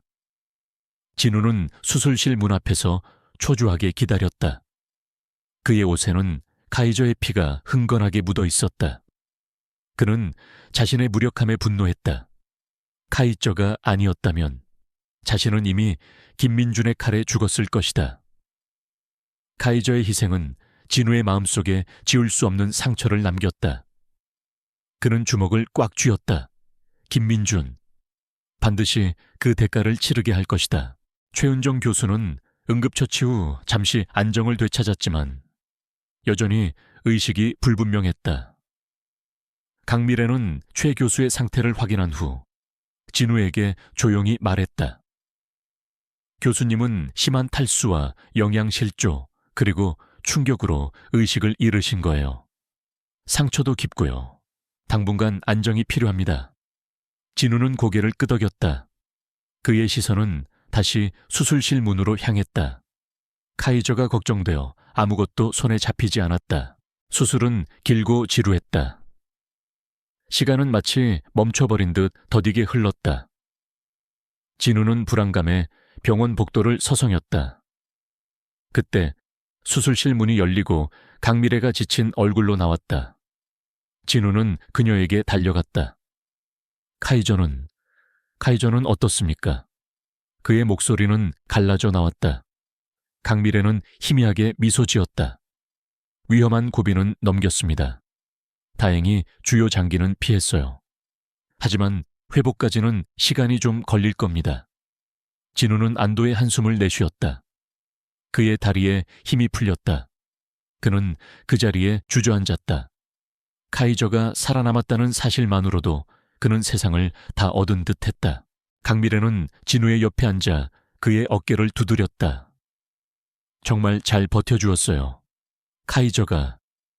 선생님과 카이저의 유대가 정말 대단하네요. 제가 본 동물 중 가장 용감하고 충성스러운 친구예요. 그녀의 따뜻한 위로에 진우의 얼어붙었던 마음이 조금씩 녹아내렸다. 그는 카이저의 회복을 위해 자신이 할 수 있는 모든 것을 다짐했다. 그는 다시 카이저의 곁으로 돌아가 녀석의 곁을 지켰다. 카이저는 마취에서 덜 깬 듯 희미하게 눈을 떴다. 진우는 녀석의 머리를 부드럽게 쓰다듬었다. 카이저는 진우의 손길에 몸을 비비며 나지막이 신음했다. 며칠 후 카이저는 기적적으로 빠른 회복세를 보였다. 물론 아직 상처가 아물려면 시간이 필요했지만 녀석은 이미 진우를 따라 짧은 산책을 할 정도로 기력을 되찾았다. 최은정 교수 역시 강미래의 극진한 간호 덕분에 조금씩 의식을 회복하기 시작했다. 그녀는 희미하게나마 주변을 인지하고 반응했다. 진우는 최 교수가 의식을 되찾자마자 그녀가 가지고 있던 고대 문자 돌조각에 대해 물었다. 최 교수는 힘겹게 손을 들어 진우의 손에 쥐어주었던 돌조각을 가리켰다. 그리고는 희미한 목소리로 딸, 지은이 라고 말했다. 진우는 최 교수의 말에 놀랐다. 그녀에게 딸이 있었다니. 김민주는 왜 이 사실을 알고도 최 교수를 놓아주지 않았던 걸까? 그리고 지은이라는 딸은 어디에 있는 것일까? 강미래는 최 교수의 상태를 살피며 진우에게 설명했다. 교수님은 아직 몸이 너무 약해서 제대로 된 대화를 나누기 어려워요. 하지만 지은이라는 이름은 중요한 단서인 것 같네요. 진우는 고개를 끄덕였다. 그는 최 교수가 넘겨준 고대 문자 돌조각을 자세히 살폈다. 돌조각은 손바닥만 한 크기였고 표면에는 복잡한 고대 문자가 새겨져 있었다. 그는 이 돌조각이 최은정 교수가 찾던 유물, 즉 김민준이 그토록 원하던 열쇠일 것이라고 짐작했다. 진우는 은사님을 다시 찾아갔다. 최은정 교수가 건넨 돌조각을 보여주자 은사님은 경악했다. 이것은 가이아 부족의 생명의 돌입니다. 이 돌은 고대 문명을 지탱했던 신성한 유물로 알려져 있었지만 실존하는지는 미지수였죠. 최 교수가 이것을 찾아냈을 줄이야. 은사님은 흥분된 목소리로 말했다. 이 돌에는 고대 문명의 모든 지식과 기술이 담겨 있다고 전해집니다. 그리고 이 돌을 제대로 다루기 위해서는 가이아 부족의 혈통을 가진 자만이 가능하다고 합니다. 진우는 은사님의 말에 의아함을 느꼈다. 가이아 부족의 혈통이요. 은사님은 고개를 끄덕였다. 네, 이 돌은 단순히 힘을 주는 것이 아니라 돌과 소통하고 교감해야만 그 안에 담긴 지식을 얻을 수 있다고 합니다. 그리고 그것은 오직 가이아 부족의 순수한 혈통을 가진 자에게만 허락된 능력이죠. 어쩌면 최 교수의 딸이 그 혈통을 이어받았을 수도 있습니다. 은사님의 말은 진우에게 새로운 단서를 제공했다. 김민준이 최은정 교수를 통해 유물의 힘을 얻으려 했지만 실패한 이유가 바로 이것 때문이었을 것이다. 그는 유물의 진정한 힘을 이끌어낼 열쇠가 최 교수의 딸 이지은에게 있음을 뒤늦게 깨달았을 것이다. 최은정 교수는 딸을 보호하기 위해 유물의 비밀을 숨겼고 그 과정에서 납치된 것이 분명했다. 이제 김민준의 목표는 명확했다. 이지훈을 찾아 유물의 힘을 손에 넣는 것이었다. 진우는 최은정 교수가 남긴 마지막 단서, 즉 지훈이라는 이름과 돌 조각을 연결시켰다. 이지훈이 어딘가에 숨어 있을 것이고 김민준은 그녀를 찾기 위해 혈안이 되어 있을 터였다. 그는 강미래에게 이 모든 사실을 설명했다. 강미래 역시 충격을 받았다. 그럼 지훈 씨가 위험하다는 말이잖아요. 김민준이 그녀를 찾기 전에 우리가 먼저 찾아야 해요. 그들은 이지훈을 찾기 위한 계획을 세웠다. 최은정 교수가 남긴 자료들과 암호 그리고 은사님의 도움을 받아 지훈의 행방을 추적하기 시작했다. 그들은 최 교수의 연구실에서 발견된 가족사진 속에서 이지훈의 얼굴을 확인했다. 그녀는 어머니와 많이 닮아 있었다. 사진 속 지훈은 밝게 웃고 있었지만 진우는 그녀의 눈에서 어딘가 모를 슬픔을 느꼈다. 어쩌면 그녀는 이미 오랫동안 어머니와 떨어져 지냈을지도 모른다는 생각이 들었다. 그들은 최 교수의 일기장과 연구 노트를 통해 지훈이 어렸을 때부터 고대 문제에 대한 특별한 재능을 보였다는 사실을 알게 되었다. 그녀는 어머니와 함께 유적지를 답사하며 고대 문자를 해독하는 데 도움을 주기도 했다. 최 교수는 일기장에서 딸의 특별한 능력을 자랑스러워하면서도 그 능력이 언젠가 딸에게 위험을 가져올지도 모른다는 불안감을 내비치기도 했다. 김민준은 이지훈을 찾기 위해 이미 움직이기 시작했다. 진우는 그의 과거 경험을 통해 김민준이 어떤 식으로 사람을 추적하는지 잘 알고 있었다. 김민준은 잔인하고 끈질긴 인물이었다. 그는 모든 수단을 동원해 이지훈을 찾아낼 것이었다. 진우와 강미래는 시간과의 싸움을 시작했다. 그들은 이지훈의 행방에 대한 단서를 찾기 위해 최은정 교수의 지인들과 연락을 시도했다. 하지만 대부분의 지인들은 최 교수가 실종된 이후 연락을 끊었거나 김민준의 영향력 아래에 있는 듯했다. 그러던 중 최 교수의 오랜 친구이자 동료였던 한 노교수가 진우에게 조심스럽게 연락을 해왔다. 그는 최 교수가 실종되기 전 자신의 딸을 안전한 곳으로 보냈다는 이야기를 들었다고 했다. 그리고 그곳이 바로 이 산속 마을과 멀지 않은 고아원일지도 모른다는 희미한 단서를 주었다.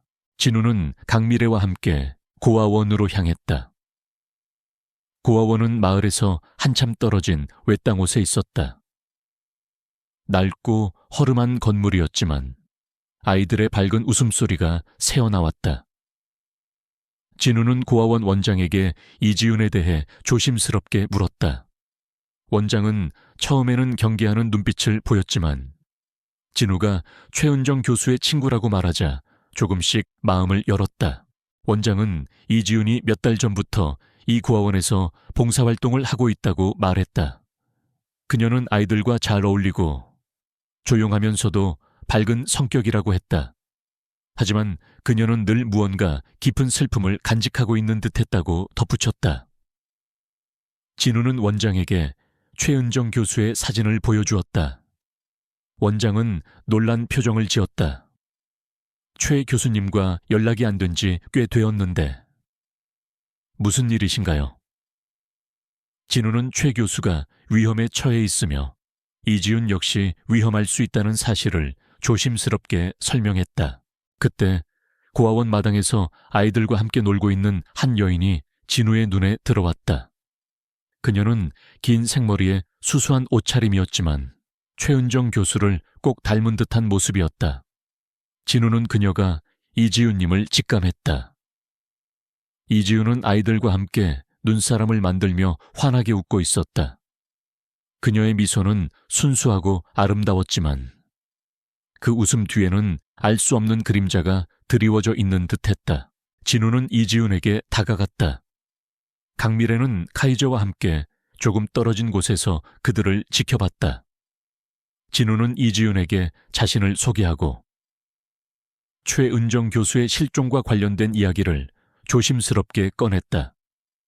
이지우는 처음에는 진우를 경계했지만 그가 최 교수가 남긴 고대 문자 돌 조각을 보여주자 그녀의 눈빛이 흔들렸다.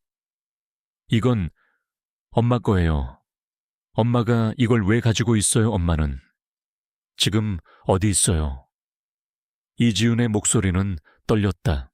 진우는 그녀에게 모든 진실을 털어놓았다. 최은정 교수가 유물의 비밀을 지키기 위해 납치되었고 김민준이 그녀를 찾고 있다는 사실까지. 이지훈은 진우의 이야기에 충격을 받았다. 그녀의 얼굴은 순식간에 새하얗게 질렸다. 엄마가 납치됐다고요. 김민준 그 사람이. 그럼 이제 저를 찾으려고 할 거예요. 이지훈의 눈에는 두려움이 가득했다. 그녀는 자신이 어머니의 뒤를 이어 김민준의 표적이 될 것이라는 것을 직감했다. 이지훈은 자신이 어머니처럼 고대 문자와 유물에 대한 특별한 능력을 가지고 있음을 진우에게 털어놓았다. 그녀는 어렸을 때부터 이상한 문자들이 자신에게 말을 거는 듯한 경험을 자주 했고 그것이 두려워 그 능력을 숨기고 살아왔다고 했다. 그녀는 자신이 가이아 부족의 혈통을 이어받았을지도 모른다는 어머니의 말을 들은 적이 있었지만 그 사실을 외면하고 싶었다고 고백했다. 저 때문에 엄마가 위험해진 거예요. 제가 그 능력을 숨기지 않았다면. 이지훈은 자책하며 눈물을 흘렸다. 진우는 이지훈의 손을 잡으며 위로했다. 아니요, 당신의 잘못이 아닙니다. 이 모든 것은 김민준의 탐욕 때문입니다. 최 교수님은 당신을 지키기 위해 모든 것을 희생하신 겁니다. 이제 우리가 교수님을 구해야 합니다. 그리고 이 유물을 김민준의 손에서 지켜야 합니다. 진우의 말에 이지훈은 눈물을 닦았다.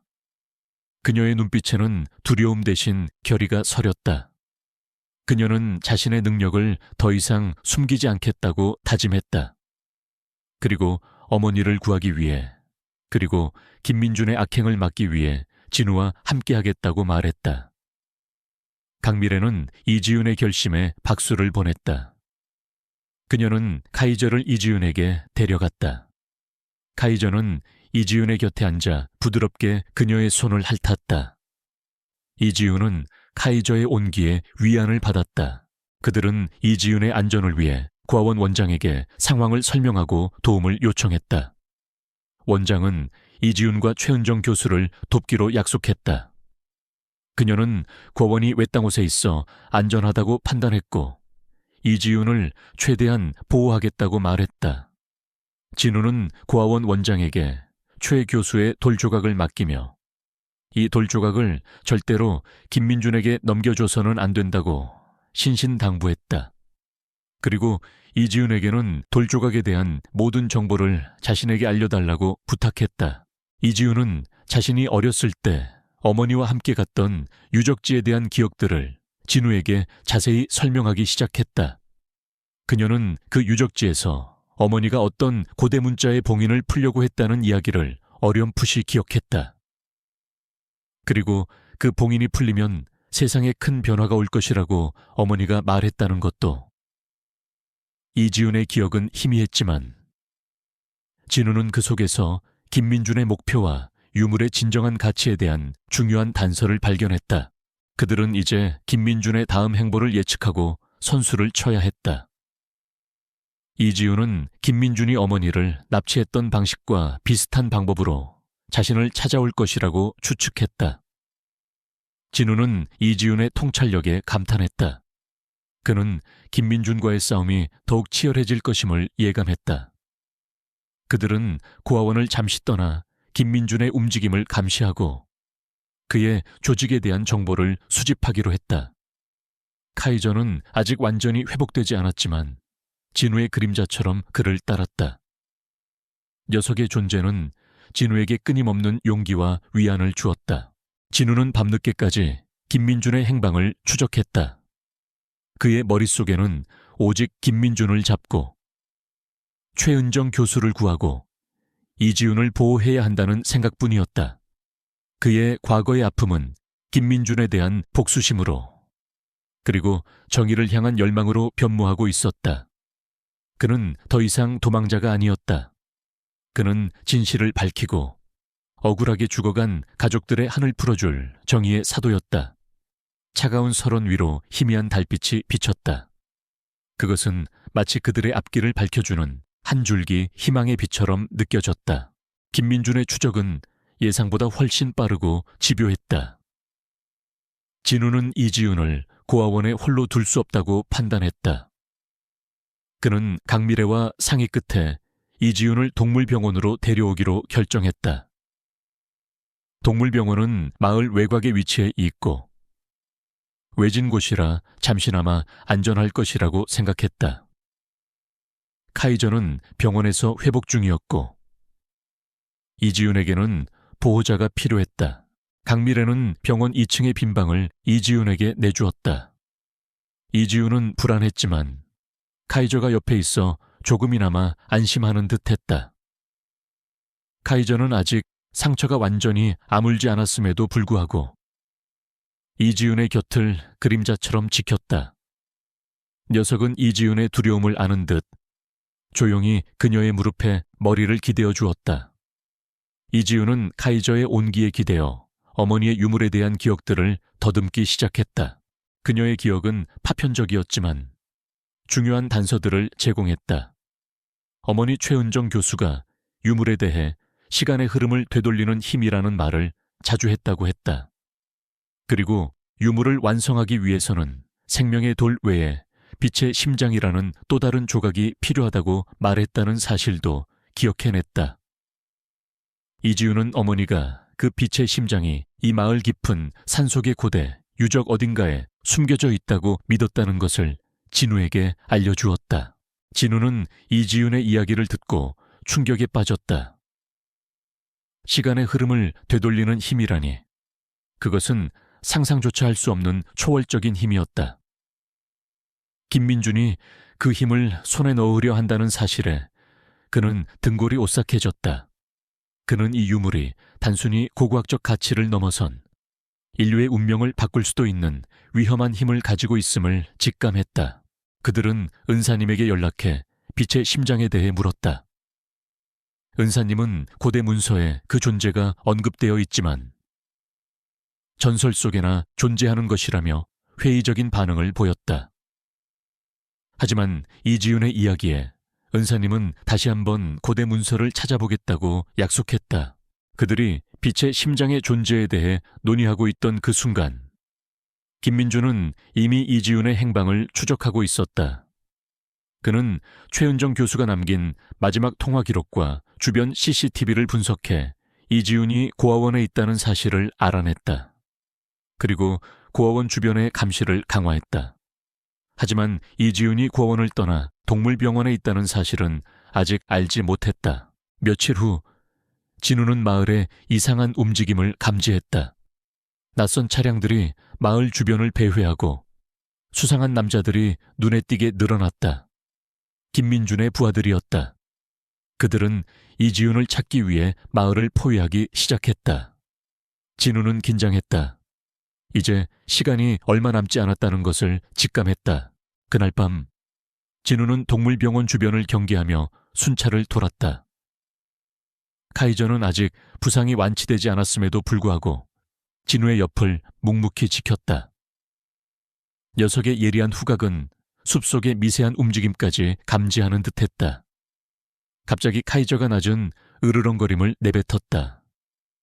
진우는 카이저의 시선을 따라 숲속을 응시했다. 어둠 속에서 희미한 인기척이 느껴졌다. 여러 명의 남자들이 동물병원으로 접근하고 있었다. 김민준의 습격이었다. 진우는 즉시 강미래에게 연락해 이지훈을 안전한 곳으로 대피시키라고 지시했다. 강미래는 놀랐지만 진우의 다급한 목소리에 즉시 이지훈을 데리고 병원 지하 창고로 향했다. 진우는 카이저와 함께 병원 입구에 서서 김민준의 부하들을 맞이할 준비를 했다. 그의 손에는 미리 준비해둔 야구 방망이가 들려 있었다. 그의 눈빛은 날카롭게 번뜩였다. 김민준의 부하들이 병원 문을 부수고 들어섰다. 그들은 수가 많았고 무장을 하고 있었다. 진우는 카이저와 함께 그들을 막아섰다. 그의 몸은 과거의 기억을 되살리며 형사 시절의 격투술을 발휘했다. 그는 방망이를 휘둘러 적들을 제압하고, 카이저는 맹렬히 적들에게 달려들어 그들의 움직임을 봉쇄했다.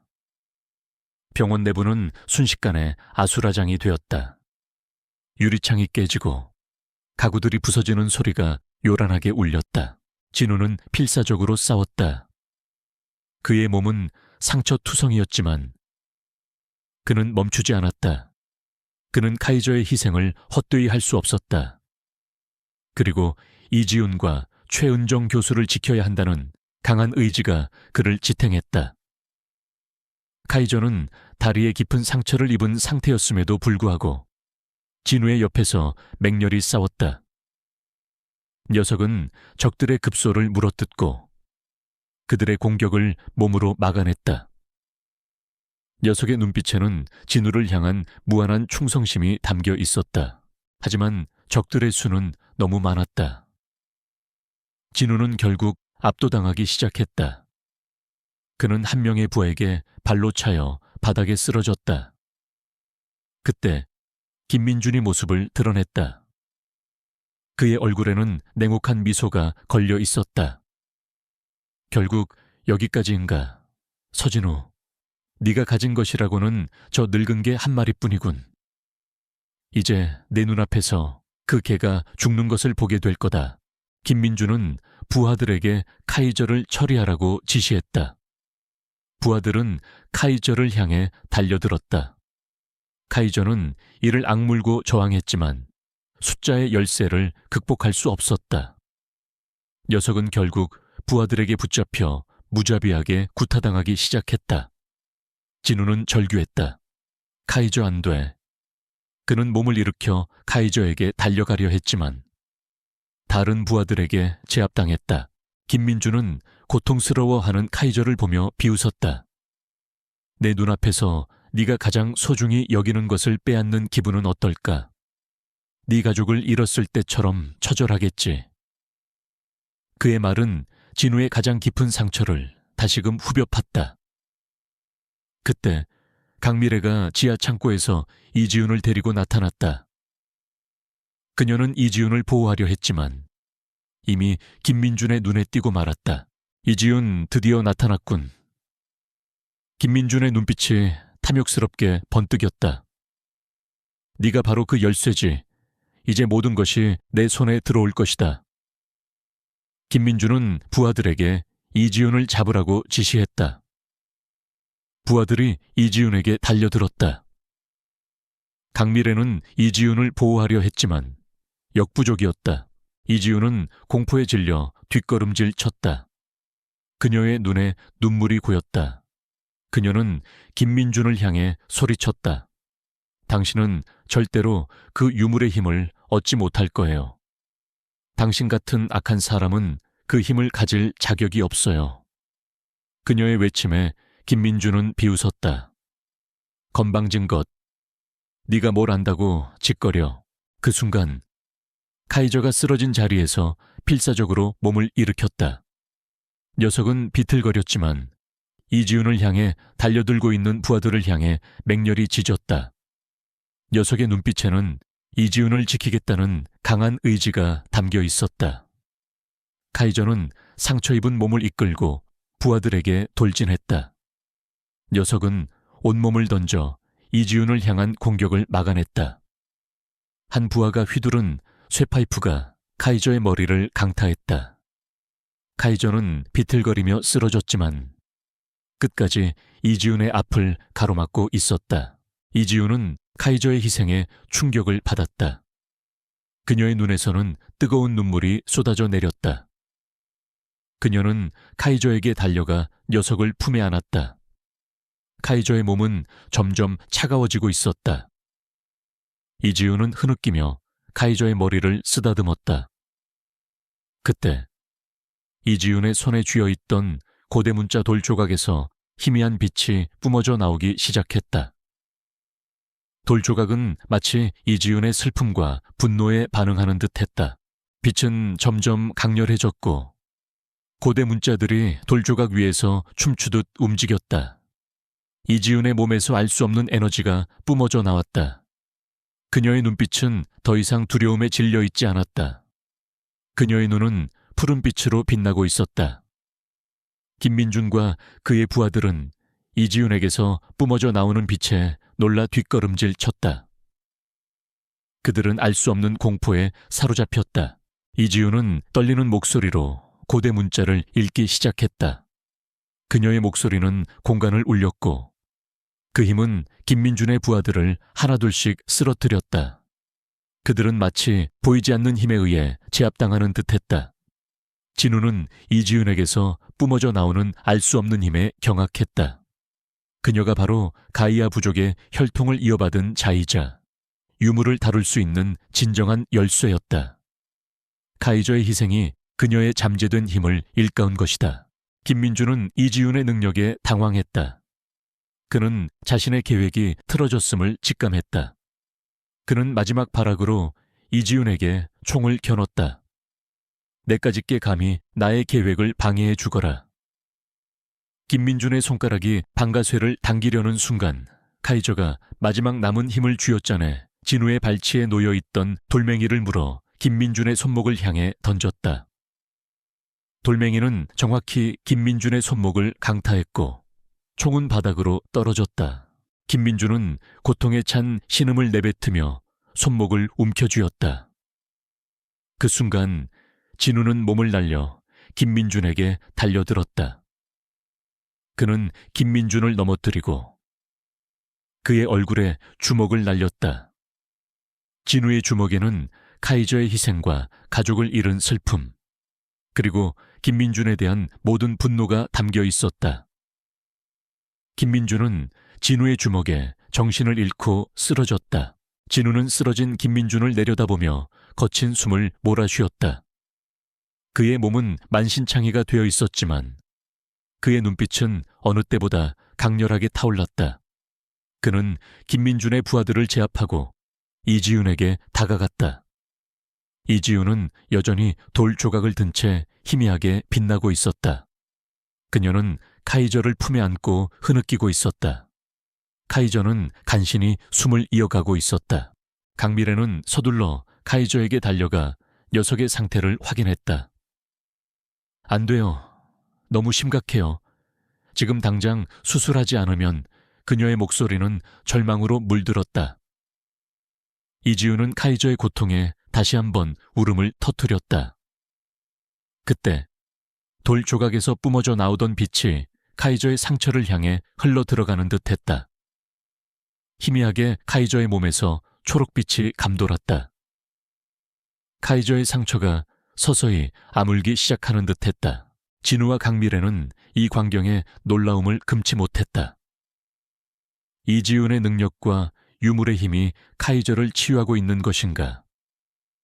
이지훈은 자신의 손에서 뿜어져 나오는 빛에 놀란 듯 눈을 크게 떴다. 그녀는 무의식적으로 카이저의 상처를 향해 손을 뻗었다.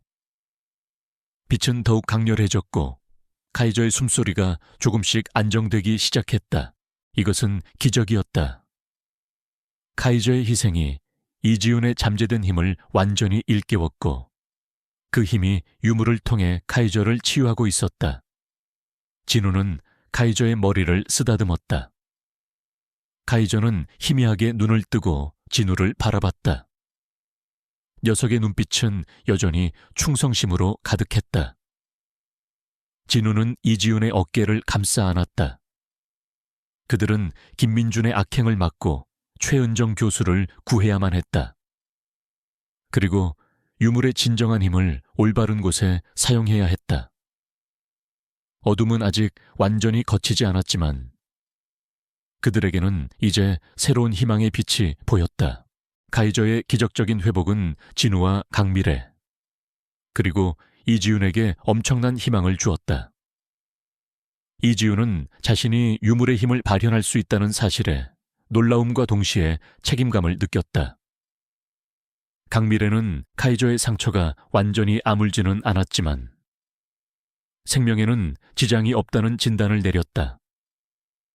녀석은 여전히 약해 보였지만 진우의 곁을 그림자처럼 지키며 굳건한 충성심을 보여주었다.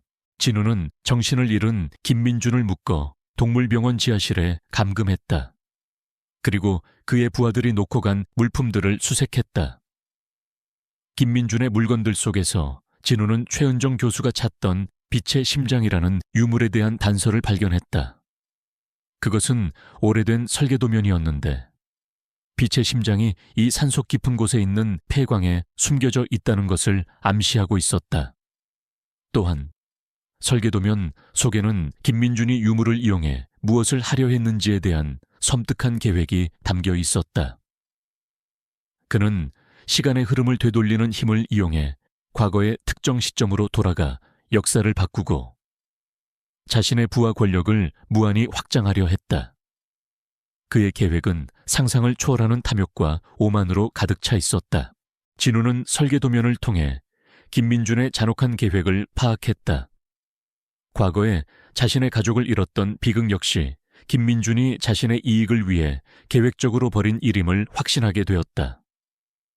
그의 분노는 극에 달했지만 그는 이성을 잃지 않았다. 이제 그는 김민준의 계획을 막고 최은정 교수를 구해야만 했다.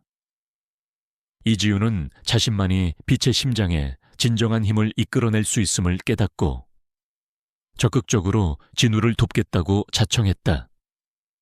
그녀는 어머니를 구하고 세상이 김민준 같은 악한 자에게 넘어가는 것을 막아야 한다고 결심했다. 강미래 역시 이들의 싸움에 동참하기로 했다. 그녀는 의료 지식뿐만 아니라 이 지역의 지리에도 밝았고 무엇보다 진우와 이지윤의 진심을 믿었다. 카이저는 비록 몸은 약해졌지만 이들의 가장 든든한 동반자이자 정신적인 지주가 되어주었다. 녀석은 진우의 모든 지시에 귀 기울이고 그가 불안해할 때마다 옆에 다가와 몸을 비볐다. 그들은 은사님에게 연락하여 빛의 심장의 설계도면을 보여드렸다. 은사님은 설계도면 속의 문자를 해독하며 경악했다. 이것은 고대 가이아 부족의 신성한 의식이 행해지던 장소의 설계도면입니다. 빛의 심장은 그곳의 가장 깊은 곳에 봉인되어 있을 겁니다. 하지만 이곳은 결코 쉽게 접근할 수 있는 곳이 아닙니다. 많은 함정과 봉인이 설치되어 있을 거예요.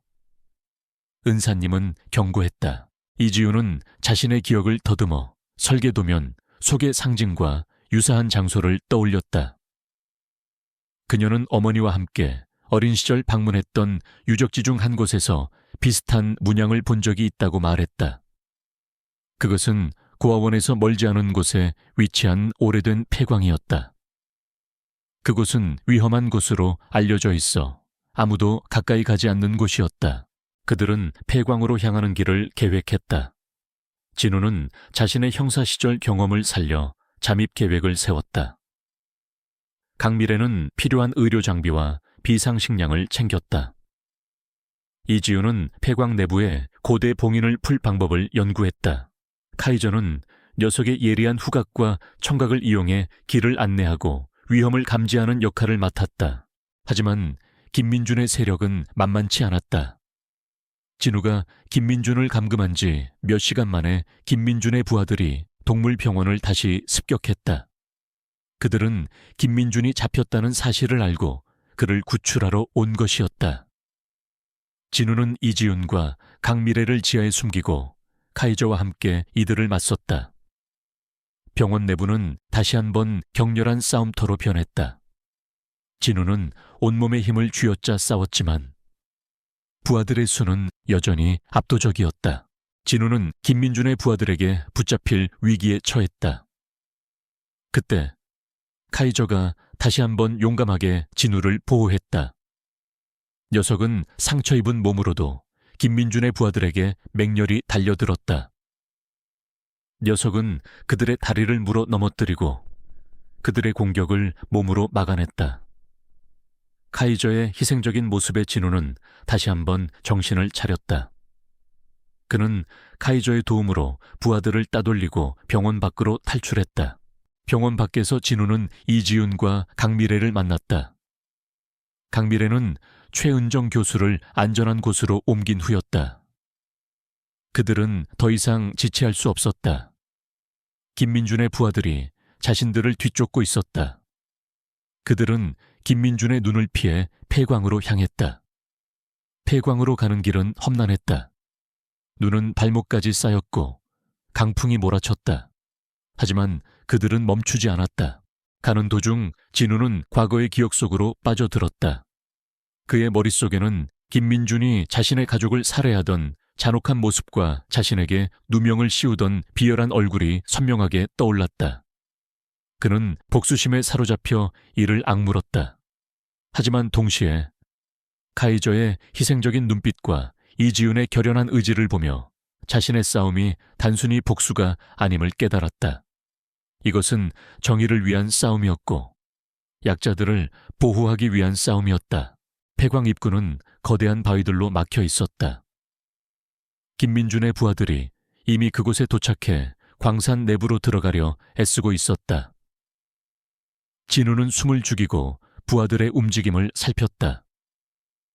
그는 이지윤에게 빛의 심장을 찾고 봉인을 풀 준비를 하라고 지시했다. 강미래는 최은정 교수를 안전하게 돌보는 데 집중했다. 카이저는 진우의 옆에서 낮은 으르렁거림을 내며 경계를 늦추지 않았다. 진우는 김민준의 부하들이 폐광 내부로 들어가는 것을 막기 위해 기지를 발휘했다. 그는 폐광 주변에 있는 낡은 폭약 창고를 발견했다. 그는 위험을 무릅쓰고 창고 안으로 들어가 소량의 폭약을 챙겼다. 그는 폭약을 이용해 폐광 입구를 봉쇄할 계획이었다. 그것은 위험한 도박이었지만 김민준이 빛의 심장을 손에 넣는 것보다는 나았다. 진우는 폭약을 설치하는 동안 카이저가 주변을 경계해 주었다. 카이저는 녀석의 예리한 감각으로 김민준의 부하들의 움직임을 감지하고 진우에게 경고 신호를 보냈다. 진우는 폭약을 설치하자마자 이지윤과 강미래 그리고 카이저에게 안전한 곳으로 대피하라고 지시했다. 그는 마지막으로 점화 장치를 작동시키고 폭발 범위 밖으로 몸을 피했다. 광 거대한 폭발음이 산 전체를 흔들었다. 폐광 입구가 거대한 바위와 흙더미로 완전히 막혔다. 김민준의 부하들은 폭발에 휘말려 쓰러졌다. 진우는 폐광 입구가 봉쇄된 것을 확인하고 안도의 한숨을 내쉬었다. 그들은 시간을 벌었다. 하지만 이것은 일시적인 승리일 뿐이었다. 김민준은 결코 포기하지 않을 것이었다. 진우는 이지윤에게 최은정 교수가 건넨 고대 문자 돌 조각을 다시 건넸다. 이제 당신의 차례입니다. 이지윤, 빛의 심장을 찾아야 합니다. 김민준이 다시 쫓아오기 전에. 이지윤은 고개를 끄덕였다. 그녀의 눈빛에는 결연한 의지가 담겨 있었다. 그녀는 돌 조각을 품에 안고 진우를 따라 폐광 내부로 들어섰다. 카이저 역시 그녀의 뒤를 묵묵히 따랐다. 폐광 내부는 어둡고 습했으며 미로처럼 얽혀 있었다. 수십 년간 버려진 곳이라 붕괴의 위험도 있었다. 진우는 랜턴을 들고 앞장섰다. 이지우는 돌 조각에서 희미하게 뿜어져 나오는 빛의 의지에 고대 문자의 흔적을 찾았다. 그녀는 고대 문자의 기운을 느낄 수 있다고 말했다. 카이저는 녀석의 예리한 후각과 청각을 이용해 길을 안내하고 위험한 함정을 감지했다. 녀석의 낮은 으르렁거림은 위험이 가까이 있음을 알리는 신호였다. 깊은 굴속을 한참 걸어가자 그들은 거대한 지하 공간에 도착했다. 그곳은 고대 가이아 부족의 신성한 의식이 행해지던 장소인 듯했다. 벽에는 기묘한 문양과 고대 문자들이 새겨져 있었고 중앙에는 거대한 석상이 서 있었다. 석상 주변에는 복잡한 봉인들이 설치되어 있었다. 이지우는 석상으로 다가가 손을 뻗었다. 그녀의 손이 석상에 닿자마자 석상과 벽에 새겨진 고대 문자에서 희미한 빛이 뿜어져 나오기 시작했다. 이지우는 고대 문자를 해독하며 봉인을 풀기 시작했다. 그녀의 몸에서 알 수 없는 에너지가 뿜어져 나왔다. 그녀는 돌조각의 힘을 빌려 고대 봉인들을 하나씩 해제했다. 진우는 이지훈의 놀라운 능력에 감탄했다. 그녀는 진정으로 유물을 다룰 수 있는 유일한 존재였다. 카이저는 이지훈의 옆을 지키며 외부의 위협으로부터 그녀를 보호했다. 마지막 봉인이 풀리자 석상 아래에서 숨겨져 있던 공간이 드러났다. 그곳에는 아름답고 신비로운 빛을 내는 거대한 수정이 놓여 있었다. 빛의 심장이었다. 그것은 마치 살아있는 듯 희미하게 박동하고 있었다. 이지우는 빛의 심장에 손을 뻗었다. 그녀의 손이 빛의 심장에 닿자 빛의 심장과 생명의 돌이 하나로 합쳐지며 더욱 강렬한 빛을 뿜어냈다. 폐광 내부는 순식간에 눈부신 빛으로 가득 찼다. 진우는 그 빛 속에서 알 수 없는 평화로움과 경이로움을 느꼈다. 그것은 단순히 물리적인 빛이 아니었다. 그것은 고대 문명의 지혜와 생명의 에너지를 담고 있는 듯했다. 빛은 이지훈의 몸을 감쌌고 그녀의 얼굴에는 신비로운 미소가 번졌다. 그녀는 유물의 진정한 힘을 발현한 것이다. 이지훈은 유물의 힘을 통해 과거의 환영을 보았다. 그녀는 어머니 최은정 교수가 빛의 심장을 봉인하는 과정을 목격했다. 최 교수는 김민준의 손에 유물이 넘어가는 것을 막기 위해 목숨을 걸고 유물을 숨겼던 것이다. 그때 폐광 밖에서 다시 한번 거대한 폭발음이 들려왔다. 김민준의 부하들이 폐광 입구를 뚫고 들어오려 하고 있었다. 진우는 긴장했다. 이제 시간이 얼마 남지 않았다. 그는 이지훈에게 유물의 힘을 이용해 김민준을 막아야 한다고 말했다. 이지훈은 고개를 끄덕였다. 그녀는 유물을 품에 안고 진우와 함께 폐광 입구로 향했다. 카이저는 녀석의 지친 몸을 이끌고 이들의 뒤를 따랐다. 폐광 입구는 김민준의 부하들에 의해 거의 뚫려 있었다. 김민준의 얼굴에는 승리의 미소가 걸려 있었다. 드디어 찾았군 이지훈, 그 유물을 내게 넘겨라. 그렇지 않으면 너희 모두 죽음을 면치 못할 것이다. 그의 목소리는 탐욕과 잔인함으로 가득 차 있었다. 이지훈은 김민준을 노려봤다. 그녀의 눈빛에는 두려움 대신 강한 의지가 담겨 있었다. 그녀는 유물을 들어 올렸다. 유물에서 다시 한번 눈부신 빛이 뿜어져 나왔다. 당신은 이 유물을 가질 자격이 없어요. 이 유물은 세상을 파멸시키는데 사용될 수 없습니다. 그녀의 목소리는 폐광 전체를 울렸다. 이지훈은 유물의 힘을 이용해 김민준과 그의 부하들을 향해 강력한 에너지 파동을 발사했다. 에너지 파동은 김민준의 부하들을 멀리 날려버렸다. 그들은 비명을 지르며 쓰러졌다. 김민준은 이지훈의 힘에 경악했다.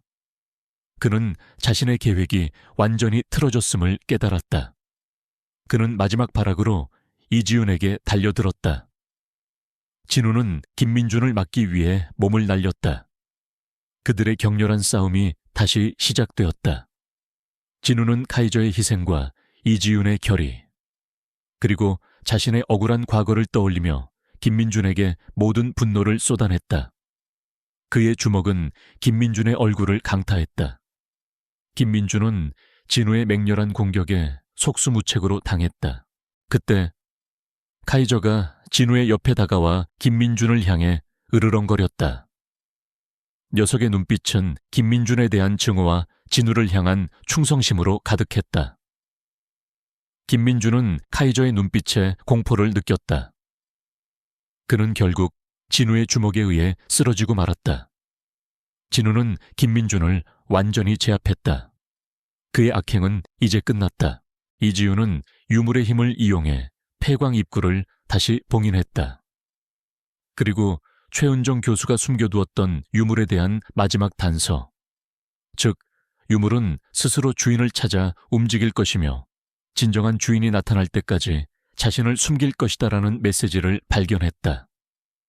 이지우는 이 유물을 더 이상 김민준 같은 악한 자에게 넘어가지 않도록 안전하게 숨겨야겠다고 결심했다.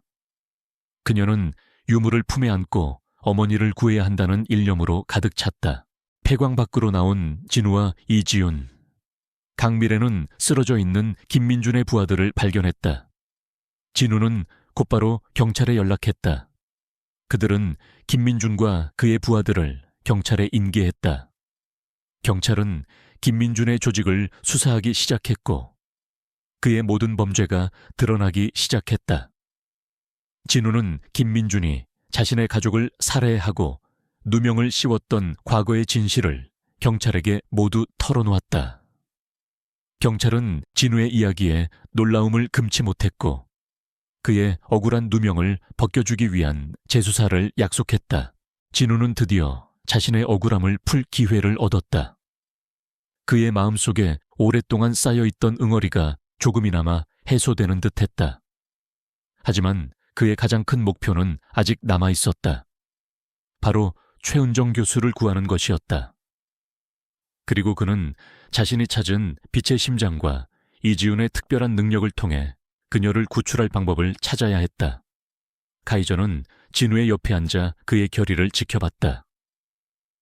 녀석의 눈빛은 우리는 함께할 것이다라고 말하는 듯했다. 경찰은 김민준의 진술과 진우가 제공한 증거들을 바탕으로 대대적인 수사를 시작했다. 김민준의 범죄 조직은 뿌리째 흔들렸고 그의 악행들이 하나둘씩 세상에 드러났다. 진우는 자신의 누명이 벗겨지고 명예를 회복할 기회를 얻었지만 그의 마음은 여전히 무거웠다. 최은정 교수가 아직 김민준의 잔당들에게 잡혀 있을지도 모른다는 불안감 때문이었다.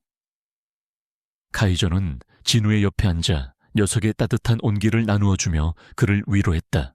이지우는 최은정 교수가 남긴 유물에 대한 마지막 단서, 즉 유물은 스스로 주인을 찾아 움직이며 진정한 주인이 나타날 때까지 자신을 숨길 것이다라는 메시지를 다시 한번 되새겼다.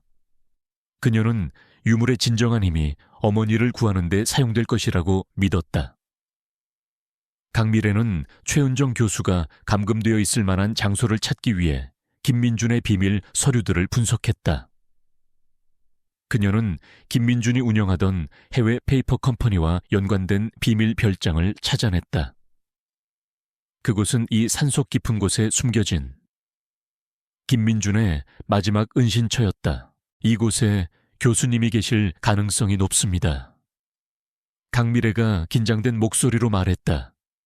진우는 고개를 끄덕였다.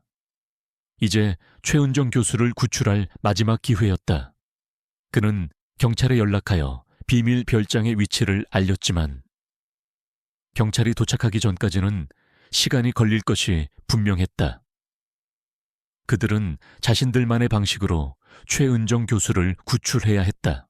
이지우는 자신의 능력을 이용해 유물의 힘을 최대한 끌어내려 노력했다. 그녀는 유물과 교감하며 어머니의 생체 신호를 감지하려 했다. 그녀의 눈은 푸른빛으로 빛났고 유물에서 뿜어져 나오는 빛은 점점 더 강렬해졌다.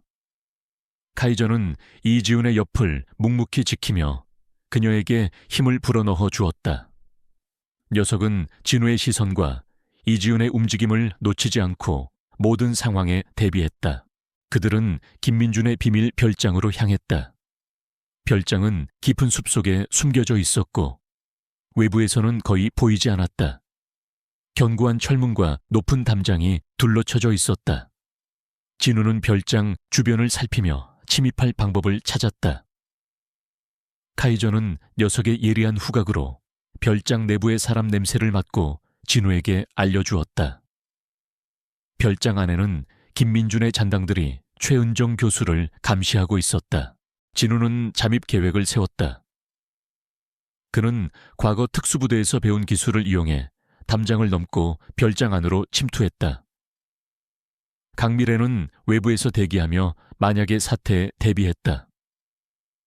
이지우는 카이저와 함께 별장 외부에서 유물의 힘을 이용해 김민준의 잔당들의 시야를 교란시킬 준비를 했다. 이지훈의 능력이 아직 완벽하지 않았기에 직접적인 싸움은 피해야 했다. 별장 안으로 침투한 진우는 조용히 움직이며 내부를 수색했다. 별장은 넓고 복잡했으며 여러 개의 감시 카메라가 설치되어 있었다.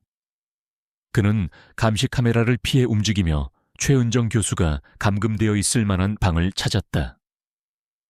카이저는 별장 외부에서 이지훈과 함께 김민준의 잔당들을 혼란스럽게 했다. 녀석은 별장 주변을 빠르게 움직이며 이상한 소리를 내고 잔당들의 시선을 분산시켰다. 이지훈은 유물의 힘을 이용해 별장 내부의 전자기기들을 마비시키고 잔당들에게 환영을 보여주었다. 김민준의 잔당들은 혼란에 빠졌다.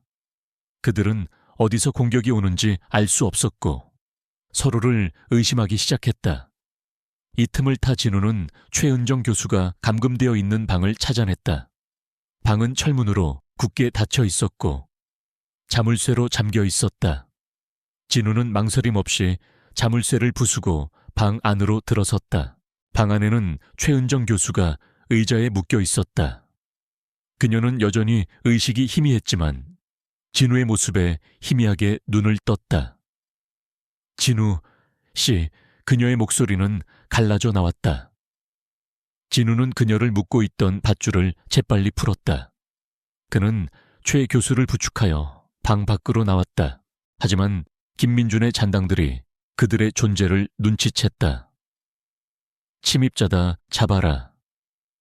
그들의 외침이 별장을 뒤흔들었다. 진우는 최 교수를 부축하며 필사적으로 달렸다. 그들은 별장 내부를 벗어나 외부로 향했다. 김민준의 잔당들이 그들의 뒤를 맹렬히 쫓았다. 진우는 총알이 빗발치는 상황 속에서도 최 교수를 보호하며 달렸다. 그때 카이저가 별장 외부에서 나타나 진우와 최 교수의 앞을 가로막는 잔당들에게 맹렬히 달려들었다. 녀석은 온몸을 던져 잔당들을 막아섰다. 카이저의 용맹한 모습에 잔당들은 잠시 주춤했다. 이지우는 유물의 힘을 이용해 잔당들에게 강력한 환영을 보여주었다. 잔당들은 혼란에 빠져 서로에게 총을 겨누기 시작했다. 이 틈을 타 진우는 최 교수를 부축하여 별장에서 벗어났다.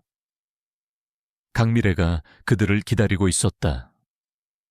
강미래는 최 교수의 상태를 확인하고 즉시 응급처치를 시작했다. 진우는 카이저가 위험하다는 것을 직감했다. 그는 카이저에게 돌아가려 했지만 강미래가 그를 붙잡았다. 선생님, 지금은 교수님을 모시고 안전한 곳으로 가는 게 먼저예요. 카이저는 제가 도울 수 있어요. 진우는 망설였다. 카이저를 홀로 남겨둘 수 없었다. 하지만 최 교수는 위급했고 이지훈 역시 보호가 필요했다. 그때 카이저가 별장 쪽에서 맹렬히 짖는 소리가 들려왔다. 녀석은 진우에게 빨리 떠나라고 말하는 듯했다. 진우는 눈물을 머금고 카이저를 뒤로 한 채 별장을 떠났다. 그의 마음은 찢어지는 듯 아팠지만 그는 다른 이들을 보호해야 했다. 그들은 최은정 교수를 데리고 안전한 마을로 돌아왔다. 경찰은 이미 김민준의 잔당들을 제압하고 별장을 장악한 상태였다. 진우는 경찰에게 최은정 교수를 인계했고 그녀는 즉시 병원으로 옮겨져 치료를 받았다. 진우는 카이저의 행방을 물었지만 경찰은 별장 주변에서 카이저의 흔적을 찾을 수 없었다고 말했다. 진우는 절망했다. 카이저가 죽은 것일까? 며칠 후 최은정 교수는 기적적으로 의식을 회복했다. 그녀는 진우에게 깊은 감사를 표했다. 그녀는 유물의 진정한 비밀을 진우와 이지훈에게 털어놓았다. 유물은 시간의 흐름을 되돌리는 힘뿐만 아니라 생명을 치유하고 회복시키는 힘도 가지고 있었다. 이지우는 자신의 능력을 이용해 어머니의 회복을 도왔다. 그녀는 유물을 통해 어머니의 몸속에 있는 독소를 제거하고 상처를 치유했다. 진우는 카이저를 찾기 위해 별장 주변을 샅샅이 뒤졌다. 그는 밤낮으로 카이저의 이름을 부르며 녀석의 흔적을 찾았다. 강미래와 이지훈도 함께 진우를 도왔다. 그들은 희망을 잃지 않았다. 카이저가 그들을 구원했던 것처럼 그들도 카이저를 구원할 수 있을 것이라고 믿었다. 며칠간의 수색 끝에 진우는 별장에서 멀리 떨어진 숲속 깊은 곳에서 희미한 인기척을 감지했다. 그는 조심스럽게 다가갔다. 그리고 그곳에서 기적처럼 살아있는 카이저를 발견했다. 카이저는 심하게 다쳐 있었지만 살아있었다. 녀석의 몸은 차가웠지만 진우의 목소리에 희미하게 눈을 떴다. 진우는 카이저를 품에 안고 흐느꼈다. 카이저, 카이저, 사초. 강미래와 이지훈도 달려왔다. 이지훈은 유물의 힘을 이용해 카이저를 치유하기 시작했다.